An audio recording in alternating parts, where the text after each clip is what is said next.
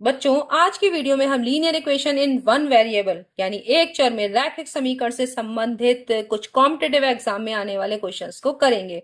तो यहाँ पर आपको एक पिता पुत्र की आयु से संबंधित, ये मैंने पहले भी वीडियोस में बताया है, लेकिन ये जो क्वेश्चंस हैं कॉम्पिटिटिव एग्जाम में पिछले कई सालों में आए हुए हैं, तो वे अब हम एक भी स्किप नहीं करना चाहते, क्योंकि क्या पता कौन सा क्वेश्चन आ जाए।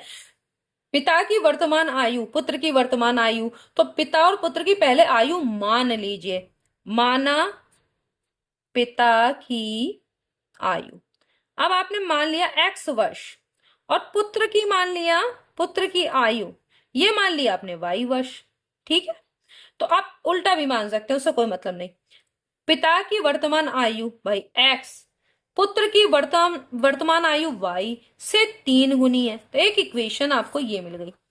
3 वर्ष बाद, 3 वर्ष पश्चात, 3 वर्ष बाद क्या होगा? पिता की आयु x+3 होगी और पुत्र की आयु y+3 होगी। 3 वर्ष पश्चात पिता की आयु पुत्र की आयु के दुगने, इसके दुगने से 7 अधिक है, 7 वर्ष अधिक है। तो अब ये आपकी इक्वेशन बनेगी। 3 वर्ष बाद पिता की आयु पुत्र की आयु के दुगने से 7 ज्यादा है। ठीक है, 7 वर्ष ज्यादा है, तो आपकी ये इक्वेशन बन गई। अब इस इक्वेशन को आप सॉल्व कर लीजिए, बहुत आसान है। x+3 बराबर क्या हो जाएगा? 2y। 2 से देखिए आप इससे ब्रैकेट को ओपन कर रहे हैं, +6+7, तो यहां हो गया x+3 equal to 2y+13। x equal to, अब ये 3 इस तरफ जाएगा तो 2y+10 हो गया कि नहीं हो गया? क्योंकि 3, अब देखिए इसको इतना स्किप कर सकते हैं, बल्कि और भी बहुत सारे स्किप कर सकते थे, यहाँ पर डायरेक्ट जोड़ सकते थे। यहाँ देखिए 3 प्लस का इधर आएगा, माइनस का हो जाएगा कि नहीं, और 13 में से वो 3 ये घटेगा तो कितना बचेगा? 10। तो ये आपकी इक्वेशन आ गई। अब देखिए x की वैल्यू कितनी है? 3y। यहां से आपने प्रतिस्थापन विधि का उपयोग किया। 2y+10, 3y-2y बराबर हो गया 10। तो y की वैल्यू क्या आ गई? 10। आ गई कि नहीं आ गई? क्योंकि देखो 3y में से 2y जाएगा तो क्या बचेगा? खाली y। पुत्र की आयु पूछी है, पुत्र की आयु देखिए आपने y वर्ष थी, तो ये आपकी कितनी निकल आई? 10 वर्ष। तो पुत्र कितना है? 10 साल का। और पिता की आयु 3 गुनी है, तो आप ऐसे ही जान जाएंगे कि अगर पिता के निकालने को भी आता तो कितनी हो जाती? 30 वर्ष। अब ये देखिए, ये दूसरा क्वेश्चन हम करते हैं। ये आपका पहला हो गया। y और 13 के गुणनफल। तो देखिए y और 13 का, 13 और y का गुणनफल किया। गुणनफल का मतलब गुणा में 15 जोड़ा, 15 जोड़ दिया, उससे क्या मिलता है? 54 मिलता है। तो 13y बराबर क्या हो जाएगा? 54-15। अब 15 घटाएंगे, देखिए आसान तरीका बताऊं आपका। यहां पर अगर 10 घटाएंगे तो ये 44 हो जाएगा। ध्यान दीजिए, 10 घटाएंगे 44 हो जाएगा, और 44 में से भी 5 घटाएंगे तो 39 यानी 39 बचेगा। तो 13y बराबर 39। इसका मतलब है कि y बराबर 13 तिया 39। देखिए 13 से कट रहा है कि नहीं? 13 एक कम 13, 13 तिया 39। y का मान कितना आ गया? 3। यहां से आपने ये सवाल भी कर लिया। तीसरा देखते हैं। किसी पूर्णांक संख्या, अब पूर्णांक संख्या हमने x मान ली कि 3 गुने, 3 गुना का मतलब 3 से गुणा में 21 जोड़ने पर 21 जोड़ दिया। देखिए अब धीमे धीमे पढ़ रहे हैं, और देखिए हमने पहले पूर्णांक संख्या मानी x, उसके 3 गुना, 3 से गुणा कर दी, 21 जोड़ने पर कितना मिलता है? 99। तो 3x बराबर हो जाएगा 99 में से ये 21 घट जाएगा, क्योंकि ये वाला प्लस में इधर है तो इधर जाएगा माइनस में, साइन चेंज, आपको ये पता है। तो अब क्या हो जाएगा? 3x बराबर, इसमें से घटाइए तो आपके क्या हो जाएगा? आप जानते हैं कि यहाँ पर हो जाएगा 78, क्योंकि देखिए 90 में से आप ऐसे ही देखिए, बहुत इजी होता है इस तरीके से घटाना। तो यहाँ हो गया 70, या तो आप जानते ही हो, और यहाँ हो गया 78। अब x क्या मान हो गया? क्योंकि 3 से कट रहा है, 3 दूनी 6, अब बचा 18, 3 छक 18। तो क्या हो गया? x की वैल्यू क्या आ गई? 26। आ गया कि नहीं आ गया? वह संख्या 26 होगी। 5 लगातार विषम संख्याएं। आपको विषम संख्या पता है, जो 2 से विभाजित नहीं होती है, जैसे 1 है, 3 है, 5 है, 7 है। तो लगातार विषम संख्या निकालनी है, तो अगर एक है, पहली एक है x, तो दूसरी क्या होगी x+2, क्योंकि दो दो के बाद आएंगी, क्योंकि x आपको पता है जब संख्याएं लिखते हैं आप तो एक जैसे विषम आ रही है तो दूसरी सम होगी, फिर विषम, फिर सम, फिर विषम, फिर सम, इस तरह से होता है। तो पहली x है, अब यहाँ पे लिख ले रहे हैं, यहाँ पे जगह थोड़ी कम पड़ रही है। वैसे एक x होगी, एक x+2 होगी, एक x+4 होगी, ये 3 हो गई, फिर x+6 होगी, फिर x+8 होगी। ये हो गई आपकी 5 लगातार विषम संख्याएं। इनका योग करना तो यहाँ तो संभव नहीं, यहाँ पे कर देते हैं x+x+2, ये दूसरी संख्या, फिर तीसरी संख्या, फिर चौथी संख्या, और फिर पांचवी संख्या। समझ में आया आपने यहाँ पर ऐसा क्यों किया? क्योंकि आपने देखा कि विषम संख्याएं हैं तो आप एक एक के बाद छोड़ छोड़ के आएंगे। अगर क्रमागत, अगर देखिए पांच लगातार संख्याओं का अगर योग पूछा जाता, विषम शब्द ना होता, तो आपकी होती x+1, x+2, x+3 और x+4। लेकिन यहां पर ये चीज अब नहीं होगी। क्यों? क्योंकि विषम शब्द का यूज हो गया। तो आपको ऐसे ही करना, और अगर 5 लगातार सम संख्या होती तो भी आप ऐसे ही करते। ठीक है, योग क्या है? 295। तो अब सबसे छोटी संख्या, तो x कितनी बार आएगा? 5 है तो 5 बार आएगा, 1 2 3, और देखिए 1 2 3 4 5, तो 5x हो गया। अब इनको जोड़िए, देखिए जो आपके कांस्टेंट है उनको जोड़ते हैं, 8 और 6 14, 14 और ये 6 हो गया 20, हो गया कि नहीं हो गया? यहाँ हो गया 20 बराबर 295। तो 5x बराबर 275। देखिए मैंने डायरेक्ट कर दिया, क्यों? 295 इस तरफ है, ये प्लस का 20 इस तरफ आएगा तो माइनस का 20 हो जाएगा, और 95 में से 20 गया तो 75 बचेगा कि नहीं? तो 275 यहाँ हो गया। 5 से काटिए, यहाँ पे ही कट जाएगा, पचम 25, कटा कि नहीं कटा? पचम 25। अब फिर कितना बचा? 2 बचा, फिर पचम 25, एक्स की वैल्यू कितनी हो गई? 55। तो पहली वाली जो सबसे छोटी संख्या है वो क्या होगी? 55। फिर 55 में 2 जोड़ो 57। तो ये संख्याएं कौन कौन सी आ रही हैं? 55, फिर आपकी आएगी 57, फिर ऐसे ही आएगी आपकी 59, इसी तरीके से आगे निकलती चली आएंगी आपकी संख्याएं। फिर 61 होगी, फिर 63 होगी, ये 5 निकल आई। अगर इनका योग करेंगे तो भी ये इतना ही आएगा, 295। क्योंकि आप ऐसा भी करके देखिए, 9 और 1 10, 10 ये हो गए, 10 और 7 3 10, 20 और 5 25 का, देखिए इनको जोड़ रहे हैं तो 25 का 5 हासिल 2 आ रहा है, 5 5 10 5 15, 15 और 12, आप देखिए 15 और 12 27, और 28 29, 295 ही आ रहा है कि नहीं आ रहा है? तो आपका ये सवाल सही है, इस तरह से आप चेक भी कर सकते हैं। अब अगला क्वेश्चन करते हैं हम लोग। तो ये वाला क्वेश्चन है पिता की आयु, वही पिता पुत्र वाला, इसमें भी वही करिए। पिता की आयु को आप मान लिए, पिता की आयु x वर्ष, तो पुत्र की कितनी हो जाएगी? y, कुछ भी मान लीजिए, और भी कुछ मान सकते हैं। तो मतलब ये नहीं है कि मैं बार बार x और y लिख रही हूं, तो आप x और y लिखना जरूरी है, ऐसा कुछ नहीं है।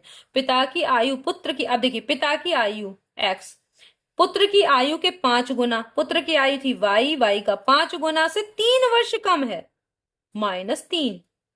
ठीक है, पिता की आयु पुत्र की आयु के 5 गुने से 3 कम, तो 3 घटा देंगे, ये एक इक्वेशन बन गई। 5 वर्ष बाद, 5 वर्ष का मतलब 5 इसमें दोनों तरफ जुड़ेगा, 5 इस भाई x, जब पिता की आयु 5 वर्ष बाद 5 साल और बढ़ जाएगा ना, ऐसे ही पुत्र की भी बढ़ेगी। ये हो गया 5 वर्ष बाद पिता की आयु पुत्र की आयु के 3 गुने, इसका 3 गुना करा, सिर्फ 3 अधिक है। अब की बार ये हो गया, ये दूसरा हो गया। ठीक है, ये दूसरी इक्वेशन हो गई। अब क्या करेंगे? ये वाली इक्वेशन देखिए, x+5 बराबर, इसको ब्रैकेट को खोलिए 3 से, 3y+15+3, तो x+5 बराबर हो जाएगा 3y+18, हो गया ना? अब x बराबर क्या हो जाएगा? 3y+18 -5, क्योंकि ये प्लस का 5 इधर आएगा, हम इतना सॉल्व कर लें। प्लस अब कितना हो जाएगा? 13, हो गया, इतना कर लिया। अब x की वैल्यू उठा के यहाँ पे रख दीजिए, प्रतिस्थापन विधि मैंने बताया था। यहां से क्या हो गया, x की वैल्यू क्या है, 5y माइनस 3 बराबर 3y प्लस 13। अब देखिए ये इस तरफ जाएगा तो क्या बचेगा, 5y में से ये 3y घट जाएगा तो कितना हो जाएगा। अब अगर डायरेक्ट करते तो 2y आप डायरेक्ट लिख सकते हैं, लेकिन अगर आपको नहीं समझ में आ रहा तो ऐसे करिए, 3y बराबर, अब ये वाला इधर जुड़ के 16 हो जाता, क्योंकि भाई 3 जुड़ जाएगा, लेकिन नहीं आ रहा तो इस तरह से ऐसे करेंगे, क्योंकि माइनस का 3y इधर जाएगा। अब देखिए 2y बराबर अगर 16 हो रहा है तो y बराबर क्या होगा, 8, 2 अट्ठे 16, y की वैल्यू 8 है, यानी उसका पुत्र, पुत्र की आयु कितनी है, 8 वर्ष। अब 8 वर्ष का पुत्र हो गया, तो पिता की आयु कैसे होगी, पिता की आयु 5 गुने से पुत्र की आयु के, देखिए 8 का 5 गुना करिए, 8 पंजे 40, 40 से 3 कम, तो कितना हुआ 40 से 3 कम, 37 साल, 37 साल का हो जाएगा, 37, क्योंकि देखिए 37 में 3 जोड़ेंगे तो 40 हो रहा है ना। पिता की आयु पुत्र की आयु के 5 गुना, पुत्र की आयु है 8, 8 पंजे 40, 40 से अगर 3 गुना 3 कम कर रहे हैं तो क्या हो रहा है, कितनी आ रही है, 37। और यहां पर भी अगर इसको करके देखते हैं कि 5 वर्ष बाद क्या होगा, तो 5 वर्ष बाद अगर 37 में 5 और जोड़ेंगे तो आपका हो गया 42 साल का, ये हो जाएगा। और इसमें 8 में 5 जोड़ेंगे 13, 13 तिया 39, 39 में देखिए 3 जोड़ रहे हैं 42 ही आ रहा है, तो पिता पुत्र की बिल्कुल एग्जैक्ट आयु मिल गई आपको। पुत्र की आयु ही पूछी गई थी तो आपको मैंने बता दिया, लेकिन वैसे ये 8 वर्ष पुत्र की हो गई। और अगर इसमें रखेंगे तो आपको x की वैल्यू आपको मिल जाएगी, वो भी है 37। एक संख्या में इकाई का अंक दहाई के अंक से, देखिए माना जो संख्या है वो ये हो गई 10x प्लस वाई, ये संख्या है, तो इसमें दहाई का अंक कौन सा है, x, और इकाई का कौन सा है, y, ये तो आपको पता ही चल रहा होगा, है ना। तो हम इकाई दहाई वाले बहुत सारे क्वेश्चन कर चुके हैं, ये संख्या वाले। तो आपका इकाई का अंक इसमें y है और दहाई का अंक है x। संख्या में इकाई का अंक दहाई के अंक से दुगुना है, इकाई का अंक इसमें कौन सा है, y, दुगुना किसका है, दहाई के अंक का, तो 2x। ये एक इक्वेशन है कि नहीं, संख्या आपकी ये हो गई। यदि अंकों को एक दूसरे से प्रतिस्थापित, प्रतिस्थापित का मतलब बदल दें, चेंज कर दें, तो संख्या पहली संख्या से, तो अब क्या संख्या हो जाएगी 10y प्लस एक्स, अगर आप प्रतिस्थापित कर रहे हैं ये वाला, ठीक है, तो ये हो गई संख्या। पहली संख्या थी 10x प्लस वाई, अब ये नई वाली ये है, ये नई है और ये पहली है, तो संख्या पहली संख्या से 18 अधिक हो जाती है, तो ये संख्या क्या है, 18 और ज्यादा है इस वाले से। तो पहली संख्या बताइए। अब देखिए एक equation y equal to 2x, y की वैल्यू यहां पर रख दीजिए, तो क्या हो जाएगा, देखिए y पहले तो आप सॉल्व भी कर लीजिए तो आसान ज्यादा हो जाएगा, क्योंकि बार बार रखेंगे उससे ये है कि पहले आप सॉल्व कर लीजिए। 10y और यहाँ y इधर है, तो यहाँ कितना बचेगा 9y, क्यों 10y और ये y इधर की तरफ आएगा, माइनस में हो जाएगा, जैसे देख लीजिए -y, और x को आप इधर ले आइए, तो ये हो गया 10x माइनस एक्स प्लस 18, तो यहाँ हो गया 9y बराबर 9x प्लस 18। आप इसे और सॉल्व कर लीजिए, देखिए 9 से सब कट रहा है, तो y बराबर हो जाएगा x प्लस 2, कितना आसान हो गया। अब देखिए y की जगह पे 2x रखिए, 2x बराबर x प्लस 2, तो 2x माइनस एक्स, अब ये डायरेक्ट भी आप कर सकते थे, लेकिन चलिए इसको लिख देंगे हम x बराबर 2।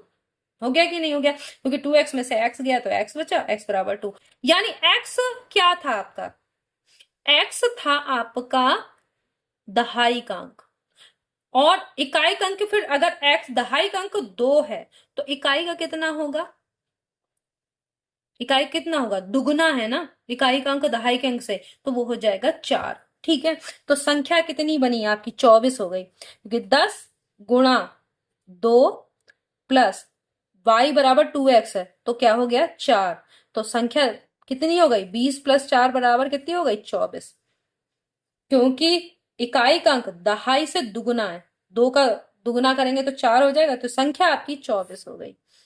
अगला देखिए, पिता व पुत्र की वर्तमान आयु का योग। भाई पिता की मान लीजिए आयु, वही एक्स और वाई। आप अच्छा चलिए, अब की बार हम लोग ए भी मानते हैं, एक्स वाई को छोड़ देते हैं। पिता की आयु ए वर्ष, ठीक, और पुत्र की आयु बी वर्ष, हो गया। इन दोनों का योग ए प्लस बी बराबर 40 हो गया, आयु का योग। ये वर्तमान में है। 5 वर्ष बाद आयु का अनुपात, 5 वर्ष बाद पिता की आयु होगी ए प्लस 5 और पुत्र की होगी बी प्लस 5। इनका अनुपात, अनुपात का मतलब ये कितना है, 7:3। तो आप क्या करोगे, क्रॉस मल्टीप्लाई करोगे कि नहीं, 3 से इसको गुणा करो तो क्या हो जाएगा, 3a प्लस 15 बराबर 7b प्लस 35, हो गया कि नहीं, क्रॉस मल्टीप्लाई कर दिया। अब देखिए ए और बी का योग 40 है, तो इसको कोई सा भी कर दीजिए। पिता की वर्तमान आयु पूछी गई है, तो पिता की आपने ए निकाली है, तो बी बराबर करिए, ध्यान दीजिए, बी को प्रतिस्थापित करना है, तो बी बराबर कर दीजिए 40 माइनस ए, हो जाएगा कि नहीं हो जाएगा। देखिए बी बराबर इससे क्या हो जाएगा, इससे आपको क्या मिल रहा है, बी बराबर 40 माइनस ए। तो जहां पर ए तो रखिए क्योंकि आपको पिता की ही चाहिए, तो बी की जगह पे क्या करेंगे, 40 माइनस ए रख दीजिए प्लस 35, है ना। तो अब ये से करेंगे, यहां पर यही हो गया, इसको 7 से आप ओपन करेंगे, 7 × 4 = 28, आप जानते हैं 280 हो गया, यहाँ 7a प्लस 35। अब ये 7a इस तरफ जाएगा तो क्या हो जाएगा, 7a, ये प्लस का हो गया तो 10a हो जाएगा कि नहीं हो जाएगा। भाई देखिए 3a पहले से ही है, 7 इधर और आ जाएंगे तो 10a हो गया, और इधर क्या हो जाएगा, 280 प्लस 35 माइनस 15। अब इसमें से 15 घटा दो तो आपका यहां पर क्या आ गया, देखिए यहां पर 20 बचा, 20 ये भैया आपने यहाँ पे 20 बचा, 20 और 280 जोड़ेंगे तो क्या हो जाएगा, 300 हो जाएगा कि नहीं हो जाएगा। तो 10a बराबर हो गया 300। तो आपको इससे a क्या मिल गया, 30 मिल गया कि नहीं मिल गया। पिता की वर्तमान आयु कितनी है, 30 साल। तो आपने इस तरह निकाल लिया। अगर अब देखिए इससे अगर पुत्र की भी पूछी जाती तो ये देखिए दोनों की आयु का योग 40 है, तो पुत्र कितने साल का होगा, 10 साल का। वही 10 और 30 जोड़ेंगे तो 40 आ रहा है कि नहीं आ रहा है। तो इससे आराम से निकाल सकते हो, ये 30 वर्ष का पिता है और उसका पुत्र 10 साल का है, ये आपको मिल गया। तो नेक्स्ट वीडियो में हम इससे संबंधित कुछ और क्वेश्चंस लेके आएंगे। आपको समझ में आ रहा होगा और बहुत कुछ आप सीख चुके होंगे linear equation in one variable के बारे में। नेक्स्ट वीडियो में हम फिर मिलते हैं, तब तक के लिए धन्यवाद।